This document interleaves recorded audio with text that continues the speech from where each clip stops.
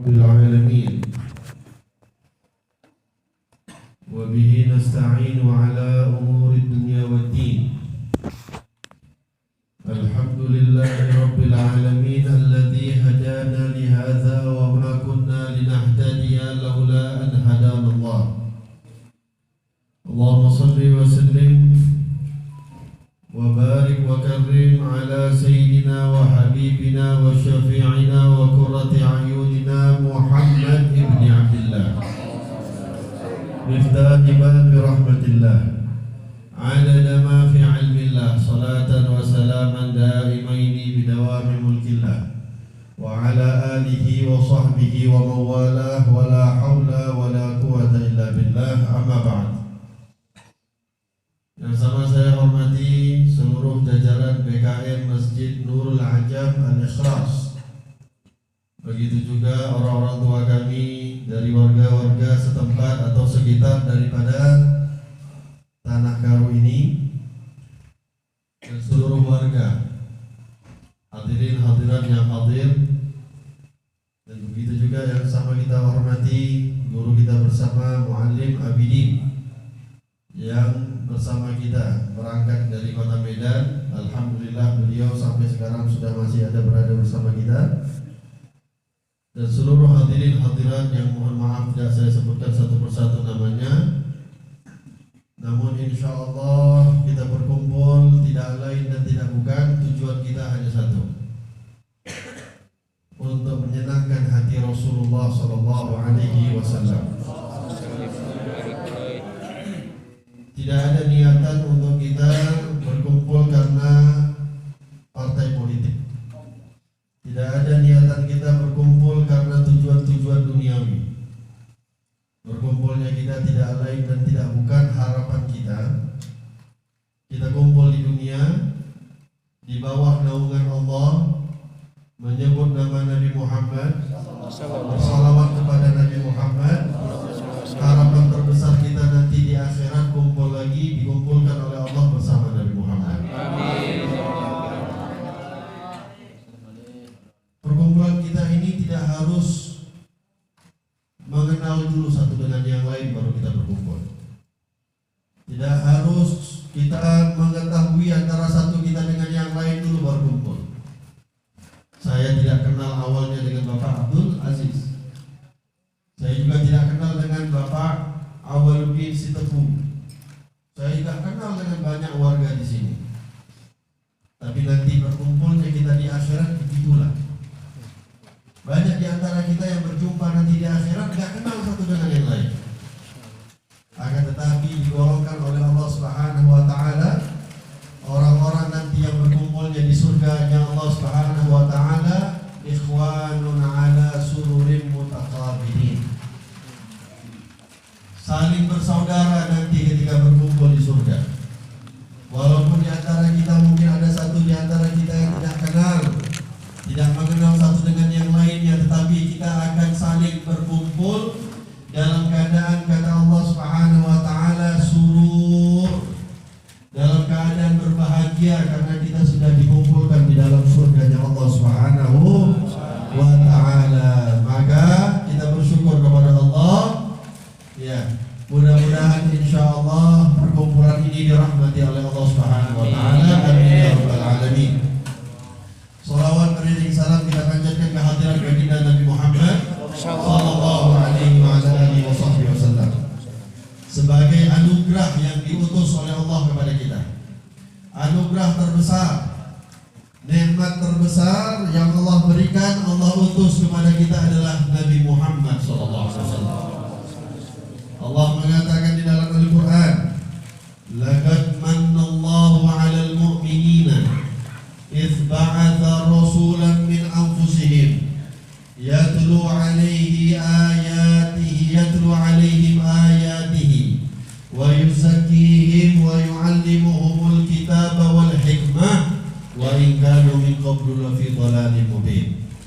Allah sebut Nabi Muhammad itu ketika diutus kepada kita, laqad manallah, sesungguhnya, bahwasanya sesungguhnya, manallahu 'alal mu'minin, Allah telah memberikan anugerah kepada orang-orang mukmin. Apa anugerahnya? Itsba'atsa fihim, di saat Allah mengutus ke atas mereka rasulan min anfusihim, seorang rasul yang berasal dari golongan mereka. Nabi kita Nabi Muhammad sallallahu alaihi wasallam yang diutus oleh Allah bukan dari golongan malaikat, bukan dari golongan jin, tapi sama dari kita golongan manusia, diberikan oleh Allah Subhanahu wa taala, diutus oleh Allah Subhanahu wa taala. Dan alhamdulillah dengan berkat Nabi Muhammad kita dijadikan oleh Allah sebagai umat di sisi Allah Subhanahu wa taala. Kuntum khaira ummatin ukhrijat linnas. Kita ini semua kata Allah sebaik-baik umat yang diciptakan oleh Allah Subhanahu wa taala. Maka hadirin, nikmati, syukuri nikmat yang Allah berikan, khususnya adalah nikmat Allah jadikan kita sebagai umat Nabi Muhammad sallallahu alaihi wasallam.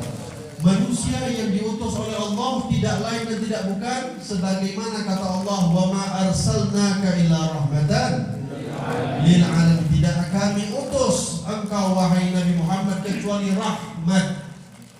Tidak ada tujuan lain Nabi Muhammad diutus kecuali rahmatan lil alamin, kecuali hanya sebagai rahmat, penyebar kasih sayang kepada seluruh alam semesta. Tidak disebut oleh Allah rahmatan lil mu'minin, rahmat hanya bagi orang-orang mukmin, tidak. Tidak disebut rahmatan lil muslimin, rahmat bagi orang-orang muslim saja, tidak. Tapi Allah katakan rahmatan lil alamin, kepada seluruh alam semesta. Kalau kita buka kitab makna alamin, kullu ma siwallah, segala sesuatu kecuali Allah itu alamin. Malaikat alamin, jin alamin, manusia alamin, hewan alamin, tumbuhan alamin. Kalaulah dari golongan manusia, yang muslim alamin, yang non muslim pun alamin.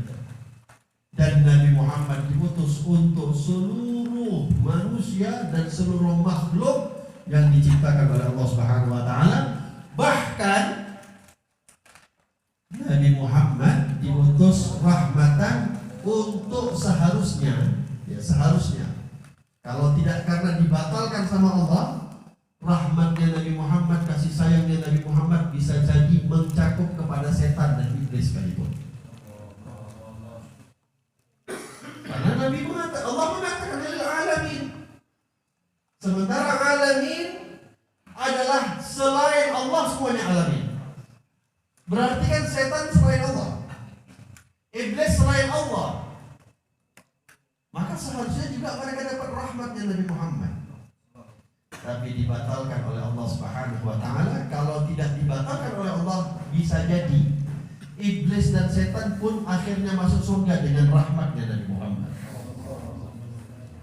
Ketika Rasulullah kecil, Nabi itu di usia beliau baru lahir dibawa oleh ibu susu beliau yang bernama Halimatus Sa'diyah, dibawa ke kampung Bani Sa'ad. Lama Nabi Muhammad di situ sampai usia beliau 5 tahun. Ketika di usia beliau 4 tahun, ada satu peristiwa namanya peristiwa pembelahan dada. Datang dua malaikat, malaikat Jibril dan malaikat Mikail, menghampiri Nabi Muhammad. Waktu itu 4 tahun belum jadi nabi, belum jadi rasul. Nabi masih jadi anak-anak kecil biasa, bermain dengan teman-temannya. Datang Jibril, datang Mikail, itu mereka membuat proses pembelahan dada Rasulullah SAW. Ketika dibelah dada oleh malaikat Jibril dan Mikail, malaikat Jibril memasukkan tangannya ke dalam dada Nabi Muhammad. Dikatakan oleh malaikat Jibril, dia mengatakan, hadza haddu syaitan minka. Kami ambil bahagian rahmatmu yang untuk setan, wahai Rasulullah, kami keluarkan dari tubuhmu. Bukan arti Artinya Nabi Muhammad punya sifat kesetanan, tidak? Atau bisa kita pikir, oh berarti ada bahagian daging setan di dalam badan kita. Enggak, ini simbolisasi. Yang kalau tidak diambil oleh malaikat dari kecilnya Nabi Muhammad, ya, bisa jadi setan yang tadi saya katakan dapat rahmatnya Rasulullah Sallallahu Alaihi Wasallam. Karena tidak ada satu manusia di atas muka bumi ini yang lebih rahmat, yang lebih punya sifat kasih sayang dibandingkan Nabi kita Nabi Muhammad. Tidak akan pernah dapat. Bukan saya ingin mau membanding-bandingkan dengan nabi-nabi yang lain, tapi Nabi Nuh contohnya, ketika beliau berusaha berdakwah 900 tahun lebih, tidak beriman kepada beliau kecuali jumlah sedikit 100 orang.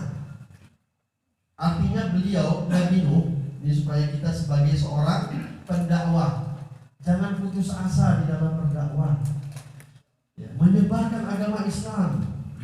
Itu Nabi Nuh sabarnya luar biasa, makanya termasuk daripada golongan ulul azmi. 900 tahun beliau beribadah, tidak beriman kecuali tidak sampai 100 orang. Berarti beliau berdakwah, entah ceramah, entah apapun bentuk dakwahnya, selama 9 tahun cuma 1 orang yang mau beriman. Coba kalau ada ustaz-ustaz datanglah misalnya ke Karo, datang buat pengajian, yang datang cuma 5 orang, 6 orang, besok kamu datang lagi. Itulah para anbiya sabar. Tapi di akhirnya, di penghujungnya, itu Nabi Nuh ketika sudah mulai nggak tahan lagi dengan sikap umatnya, minta berdoa sama Allah, ya Allah buatlah satu musibah untuk mereka supaya mereka sadar.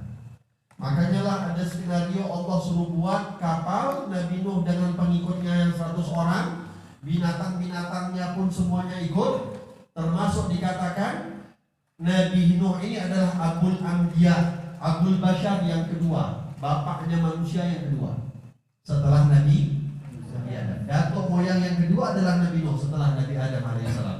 Kenapa? Tidak ada yang selamat keturunan Nabi Adam kecuali orang-orang yang naik kapal Nabi Nuh alaihissalam. Bahkan hewan-hewan yang ada sekarang ini di atas muka bumi ini adalah hewan-hewan keturunan daripada hewan-hewan yang ikut dengan kapal Nabi Nuh. Karena satu dunia Allah kirimkan banjir, termasuk tanah Karo pun kena banjir. Banjir satu dunia tidak ada kecuali semua tempat dikirimkan banjir oleh Allah, yang selamat cuma orang-orang yang naik kapal Nabi Nuh. Maka hadirin, kenapa diberikan musibah kepada mereka? Karena doanya Nabi Nuh. Nabi Musa alaihissalam berdakwah kepada Fir'aun dan pengikutnya. Banyak di antara mereka yang tidak mau beriman kepada Nabi Musa alaihissalam. Bukan hanya Nabi Musa, diangkat Nabi Harun jadi Nabi pun tidak mau beriman Bani Israel kepada Nabi Musa dan Nabi Harun. Akhir cerita, Nabi Musa dikejar oleh Fir'aun, terbelah itu lautan, Fir'aun mengikuti, ditenggelamkan oleh Allah Subhanahu wa Ta'ala. Tapi hadirin, kita gak akan pernah dapat cerita di masa Nabi Muhammad orang kafir pernah diberikan azab oleh Allah Subhanahu wa Ta'ala. Kita gak akan pernah mendapatkan kisah di masa Rasulullah ada kaum orang kafir, ada kaum sejumlah orang kafir, golongan orang kafir yang diberikan azab oleh Allah Subhanahu wa Ta'ala di masa hidupnya Nabi Muhammad. Padahal yang diterima oleh Rasulullah adalah siksaan-siksaan yang luar biasa yang mungkin tidak pernah dialami oleh siapapun. Bahkan peristiwa Isra Mi'raj yang kita hari ini, malam ini kita rayakan, kita ingat, itu juga berasal sebabnya adalah karena siksaan yang diterima oleh Rasulullah daripada orang-orang kafir yang ada di kota Taif. Nabi berusaha untuk berdakwah ke kota Taif, minta bantuan, di Mekah udah gak bisa dapat lagi. Nabi mau ngajak, mencoba Rasulullah, orang Taif mana tahu bisa beriman. Rupanya bukannya beriman, Nabi justru malah disakiti, Nabi justru malah dipukuli, dicaci, dilempari, sampai hampir-hampir Nabi Muhammad mati.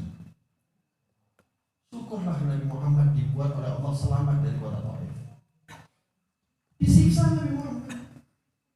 Bahkan kalau tadi Nabi Nuh itu minta sama Allah agar umatnya itu diazab, tapi Nabi Muhammad ditawarin oleh Allah, diutus malaikat gunung kepada Rasulullah SAW untuk kata malaikat, ya Rasulullah, kalau kamu izinkan, kami angkat ini gunung-gunung yang ada di sekitar kota Taif, kami angkat, kami hentakkan semua di atas orang-orang yang ada di kota Taif, tak ada satupun yang akan tersisa. Apa kata Nabi Muhammad? Ditawarin, gak minta sama Allah, ditawarin sama Allah. Kalau Nabi Muhammad bilang iya, habis kota Taif selesai. Tapi kata Rasulullah SAW, tidak, jangan. Aku mengharapkan walaupun mereka tidak beriman kepadaku, yang aku harapkan anak cucu mereka beriman kepada aku, beriman kepada Allah Subhanahu wa ta'ala. Hasilnya apa hadirin? Sekarang kita lihat bagaimana kota Taif berada di negeri Arab 100%, bahkan dari zaman dahulu. Setelah wafatnya Nabi Muhammad, sudah mulai bergelombang, orang demi orang bergelombang dari kota Taif, mereka menyatakan iman kepada Nabi Muhammad sallallahu alaihi wasallam. Padahal satu kampung memusuhi beliau. Akan tetapi rahmatnya Rasulullah sallallahu alaihi wasallam kepada siapapun, baik kepada orang muslim, baik kepada orang yang sudah beriman kepada Nabi, bahkan kepada orang yang tidak beriman, bahkan yang menyakiti Rasulullah SAW. Nabi Muhammad diangkat oleh Allah Subhanahu Wa Taala jadi Rasul itu baru usia 40 tahun. Deklarasi di atas muka bumi.